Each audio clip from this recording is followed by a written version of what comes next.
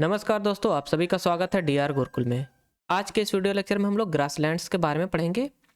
तो इस चैप्टर को आप लोग बहुत ही ध्यान से कवर कीजिए क्योंकि इससे प्रश्न आपके बनते हैं। मतलब कि 2-4 लिस्ट है जो कि मतलब एक ही लिस्ट है ग्रासलैंड्स के बारे में और उससे प्रश्न आपका बनता है। इस चैप्टर को स्टार्ट करने से पहले मैं आपको इंट्रोड्यूस करा देता हूँ। पिनेकल द्वारा प्रकाशित book static GK theory plus MCQ की बुक से। यह बुक आपको चैप्टर वाइज कवरेज के साथ साथ इंग्लिश मीडियम और हिंदी माध्यम दोनों में उपलब्ध है और इसका फर्स्ट एडिशन भी आपका मार्केट में अवेलेबल है। तो अगर आप लोग चाहें तो इस बुक को परचेस कर सकते हैं और अपनी तैयारी को बेहतर बना सकते हैं। और ये बुक आपके एसएससी के सब एग्जाम्स के साथ साथ रेलवे के सब exams, state exams, teaching exams, CET exams, banking exams और यहाँ तक यूपीएससी जैसे एग्जाम्स को भी कवर करती है। तो आप लोग इस बुक को जरूर परचेस कीजिए और अपनी तैयारी को बेहतर बनाइए। और आज के इस वीडियो लेक्चर में हम लोग पढ़ेंगे ग्रासलैंड्स के बारे में, जितने भी घास के मैदान हैं उनके बारे में। तो आज का हमारा चैप्टर है, समझ जाइए, ग्रीनरी, हरियाली। और ये क्या होते हैं, ग्रासलैंड क्या होते हैं, चलिए पहले इसके बारे में हम लोग जानते हैं। तो यह एक ऐसा क्षेत्र है जहाँ घास प्रमुख प्रकार के पौधे हैं। तो घास होती है ना, वही आपके प्रमुख प्रकार के उस एरिया के पौधे एक तरह से प्लांट होते हैं, समझ जाइए। घास के मैदान कुल भूमि सतह का लगभग एक चौड़ाई हिस्सा बनाते हैं। यहाँ उगने वाले पौधे के प्रकार काफ़ी हद तक जलवायु और मिट्टी पर निर्भर करते हैं। घास के मैदान में प्रतिवर्ष लगभग 500 to 950 मिलीमीटर बारिश होती है, जबकि रेगिस्तान में जहाँ 300 मिलीमीटर से कम बारिश होती है और उष्णकटिबंधीय जंगलों में जहाँ 2000 मिलीमीटर से अधिक बारिश होती है। इस पे आप लोग इस पॉइंट को इम्पोर्टेंट मार्क कर लीजिएगा कि यहाँ पर 500 से 950 मिलीमीटर बारिश होती है। और यह जो घास के मैदान होते हैं, घास प्रमुख प्रकार के पौधे होते हैं घास के मैदान में। अगला जो यहाँ पर पॉइंट दिया है कि टाइप्स ऑफ ग्रासलैंड, घास के मैदानों के प्रकार। तो ये 2 प्रकार के आपके होते हैं बेसिकली। और पहला जो टाइप है वो है ट्रॉपिकल ग्रासलैंड, जिसे कहा जाता है आपका उष्णकटिबंधीय घास के मैदान। ये भूमध्य रेखा के दोनों ओर पाए जाते हैं और उष्णकटिबंधीय तक फैले हैं। तो जो आपका अर्थ है और इसमें जो इक्वेटर है, इक्वेटर के दोनों तरफ ही आपका फैले होते हैं उष्णकटिबंधीय घास के मैदान। यह वनस्पति माध्यम से कम वर्षा वाले क्षेत्रों में उगती है। तो यहाँ पर जो उगने वाली वनस्पति है वह कम माध्यम के जो वर्षा होती है उसमें उगने वाली वनस्पति होती है खास तौर पे। घास बहुत लंबी हो सकती है, जिसकी लंबाई लगभग 3 से 4 मीटर हो सकती है ऊंचाई। और इन क्षेत्रों में हाथी, जेब्रा, जिराफ, हिरण और तेंदुए पाए जाते हैं। उष्णकटिबंधीय घास के मैदानों में वार्षिक वर्षा 50 to 150 सेंटीमीटर होती है। और जो अगला प्रकार है आपका ग्रासलैंड का, उसमें आपका शामिल है टेम्परेट ग्रासलैंड, जिसे आपका शीतोष्ण घास के मैदान के नाम से जाना जाता है। यह मध्यम अक्षांशीय क्षेत्रों और मध्य द्वीपों के आंतरिक भाग में पाए जाते हैं। यहाँ की घास छोटी और पौष्टिक होती है। समशीतोष्ण क्षेत्र में जंगली भैंसे, बाइसन, मृग आमतौर पर पाए जाते हैं। शीतोष्ण घास के मैदानों में वार्षिक वर्षा 25 सेंटीमीटर से 75 सेंटीमीटर तक होती है। अब हम लोग कवर करेंगे ग्रासलैंड घास के मैदानों को विभिन्न क्षेत्रों में अलग अलग नामों से जाना जाता है। उन नामों को हम लोग यहाँ से आप पढ़ेंगे। तो उष्णकटिबंधीय घास के मैदानों में आपका शामिल है सवाना घास का मैदान, कैंपोस घास का मैदान और लानोस घास के मैदान। लानोस ग्रासलैंड, कैंपोस ग्रासलैंड और सवाना ग्रासलैंड। तो पूर्वी अफ्रीका में आपका पाया जाता है, स्थित है और पाया जाता है सवाना ग्रासलैंड।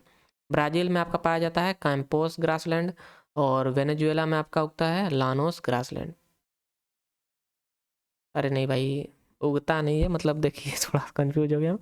जो अफ्रीका के ग्रासलैंड है ना, उन्हें आपका जाना जाता है सवाना ग्रासलैंड के नाम से। और जो ब्राज़ील के ग्रासलैंड्स हैं उन्हें जाना जाता है आपका कैंपोस ग्रासलैंड के नाम से। वेनेजुएला के ग्रासलैंड्स को आपका जाना जाता है लानोस ग्रासलैंड्स के नाम से। और ये सभी आपके उष्णकटिबंधीय घास के मैदान हैं। अगला जो आपका टाइप है शीतोष्ण घास के मैदान, इसमें आपका शामिल है अर्जेंटीना का पंपास ग्रासलैंड और उत्तरी अमेरिका का प्रेयरी ग्रासलैंड, दक्षिण अमेरिका का आपका वेल्ड ग्रासलैंड और मध्य एशिया का स्टेपी ग्रासलैंड, ऑस्ट्रेलिया का डाउन्स ग्रासलैंड, ये सभी आपके शीतोष्ण घास के मैदान के प्रकार हैं, मतलब टाइप्स हैं। इसमें आपका इम्पोर्टेंट है डायरेक्ट, मतलब देखिए भाई, इंडिया के ना डाउन साइड में आपका है लोकेटेड ऑस्ट्रेलिया, ऐसे मतलब समझिए। वैसे डाउन में तो है नहीं, लेकिन हाँ भाई देखने में तो मैप में यही आपको दिखेगा। तो डाउन्स जो आपका है वह है ऑस्ट्रेलिया का ग्रासलैंड, डाउन्स ना, इस बात को याद रखिएगा। और दूसरा जो इम्पोर्टेंट है वो है मध्य एशिया का ग्रासलैंड स्टेपी। वैसे तो ये सभी इंपॉर्टेंट है, तो इन सभी को आप लोग वेरी इंपॉर्टेंट मार्क कर लीजिए, इन सभी ग्रासलैंड्स को। तो पूर्वी अफ्रीका का जो ग्रासलैंड है उसे जाना जाता है आपका सवाना ग्रासलैंड के नाम से। अब हम लोग इन सभी ग्रासलैंड्स के बारे में थोड़ा डिटेल में पढ़ेंगे। तो सवाना ग्रासलैंड के जो मैदान है, अरे सवाना ग्रासलैंड जो है, सवाना घास के मैदान, सवाना एक मिश्रित वुडलैंड और ग्रास लैंड है जो पारिस्थितिकी तंत्र है, मतलब भाई ये घास युक्त वुडलैंड है। और सवाना एक पारिस्थितिकी तंत्र है जो एक खुले वृक्ष क्षेत्र की विशेषता है। ये आपका एक खुले वृक्ष क्षेत्र की विशेषता है। सवाना के सबसे बड़े क्षेत्र हैं आपके अफ्रीका, दक्षिण अमेरिका, ऑस्ट्रेलिया, भारत, म्यांमार और एशिया में थाईलैंड क्षेत्र और मेडागास्कर में पाए जाते हैं सभी सवाना घास के मैदान। अगला जो घास का मैदान है वो है कैंपोस घास का मैदान। तो कैंपोस घास के मैदान, कैंपोस की जलवायु उष्णकटिबंधीय है, गर्मियों में बहुत गर्म लेकिन सर्दियों में पाला पड़ता है। इसमें ब्राज़ील और पैराग्वे और अर्जेंटीना के कुछ हिस्से और पूरा उरुग्वे शामिल है।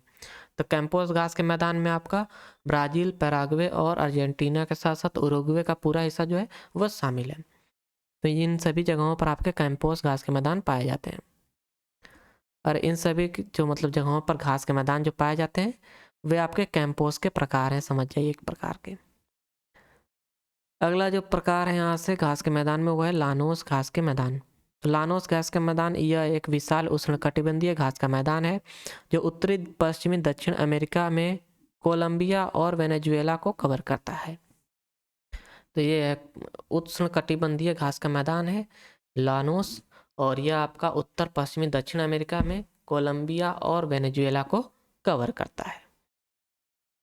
अगला है पंपास घास के मैदान। पंपास घास के मैदान अटलांटिक तट से लेकर एंडियन तलहटी तक मध्य अर्जेंटीना में पश्चिमी की ओर फैला विशाल मैदान है जो ग्रैन चाको उत्तर और पेंटागोनिया दक्षिण से घिरा हुआ है।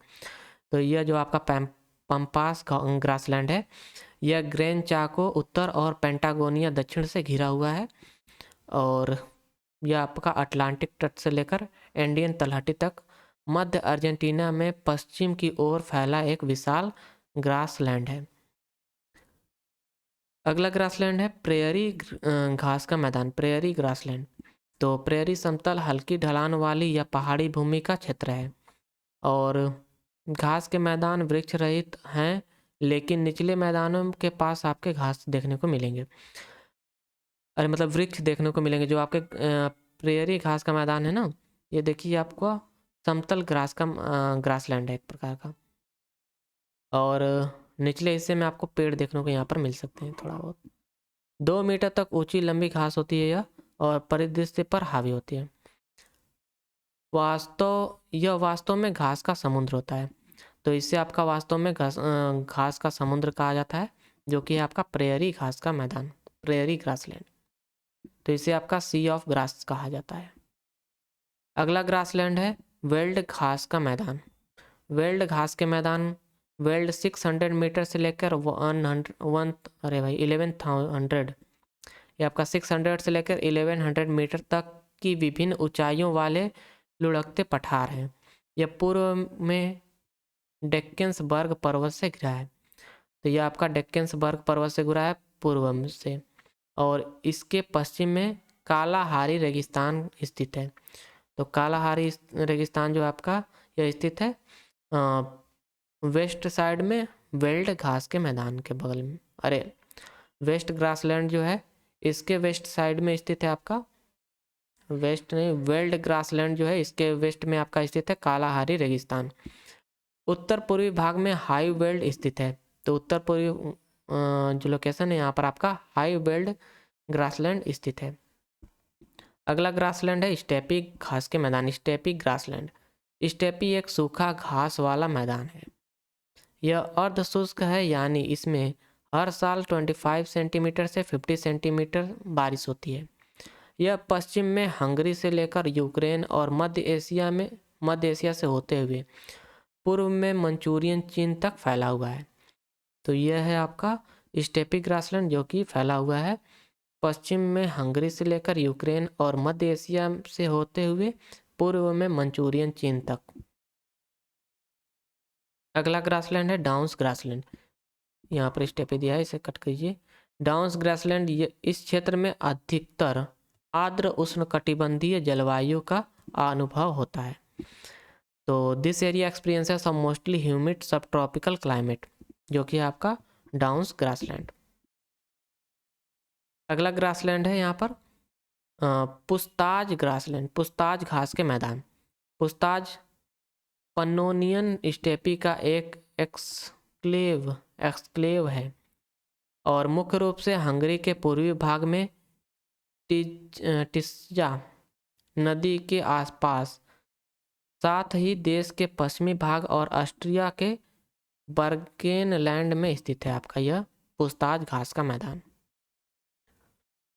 अगला घास का मैदान है कैंटेबरी ग्रासलैंड। कैंटेबरी ग्रासलैंड जो आपका है, यह कैंटेबरी के मैदान न्यूजीलैंड में पाए जाते हैं।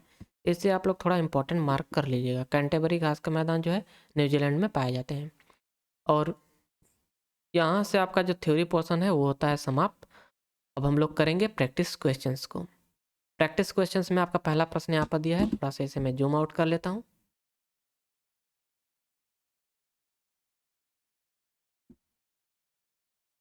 निम्नलिखित में से कौन सा स्थलीय परितंत्र का एक उदाहरण है? तो which of the following is an example of a terrestrial ecosystem? तो इसका एग्जाम्पल है आपका ग्रासलैंड्स। हाँ, ऑप्शन सी आपका करेक्ट आंसर होगा, घास के मैदान, ग्रासलैंड्स। अगला प्रश्न है कि ब्राजील के उष्णकटिबंधीय घास स्थल के मैदानों को डैश के रूप में जाना जाता है। तो ब्राजील के जो ग्रासलैंड्स हैं उन्हें जाना जाता है आपका कंपोज के नाम से। ऑप्शन डी आपका करेक्ट आंसर होगा, कंपोज। अगला प्रश्न है कि निम्नलिखित में से कौन सा देश घास स्थल का नाम सही युग्म सही है? यहाँ पर मतलब यहाँ पर देश का नाम दिया है और घास जो ग्रास लैंड है उसका नाम दिया है, और इसमें से कौन सा सही है ये हमें बताना है। तो पहला आपका दिया है अर्जेंटीना पंपाज, ये तो सही है। दूसरा जो है ब्राज़ील स्टेपी, तो ब्राज़ील का तभी हमने देखा यह है कंपोज। तो यहाँ से आपका ऑप्शन बी जो स्टेटमेंट है ये गलत हो जाएगा, और यहाँ से करेक्ट आंसर आपका बनेगा option C, only statement 1 is correct. अगला प्रश्न है कि समशीतोष्ण घास के मैदान डैश की खेती के लिए आदर्श होते हैं। तो समशीतोष्ण घास के मैदान वीट की खेती के लिए आदर्श होते हैं। ऑप्शन डी आपका करेक्ट आंसर होगा, गेहूं। अगला प्रश्न है कि निम्नलिखित में से कौन रूस में शीतोष्ण घास का मैदान है? तो रूस में शीतोष्ण घास का मैदान है स्टेपीज। ऑप्शन डी आपका करेक्ट आंसर होगा, स्टेपीज। अगला प्रश्न है कि पंपास नामक घास का मैदान मुख्य रूप से किस देश में स्थित है? तो पंपास नामक घास का मैदान आपका मुख्य रूप से स्थित है अर्जेंटीना में।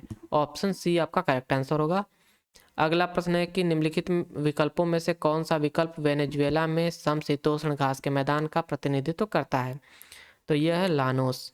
ऑप्शन डी आपका करेक्ट आंसर होगा। अगला प्रश्न है कि निम्नलिखित में से कौन सा उत्तरी अमेरिका में पाया जाने वाला शीतोष्ण घास का मैदान है? तो उत्तरी अमेरिका में पाया जाने वाला शीतोष्ण घास का मैदान है यह है प्रेयरी। ऑप्शन डी आपका करेक्ट आंसर होगा। अगला प्रश्न है कि निम्नलिखित घास के मैदानों में से कौन सा अपने स्थान से गलत सुमेलित है? तो इनमें से आपका कौन सा गलत सुमेलित है ये बताना है। तो इसका करेक्ट आंसर होगा सेंट्रल एशिया पंपास। यहाँ पर जो आपका ईस्ट अफ्रीका है इसे सवाना घास का मैदान यहाँ पर पाया जाता है, और साउथ अफ्रीका के जो ग्रासलैंड्स हैं उन्हें आपका कहा जाता है वेल्ड्स ग्रासलैंड। वेनेजुएला का लानोस। तो यहाँ से आपका जो सेंट्रल एशिया यह गलत दिया है यहाँ पर।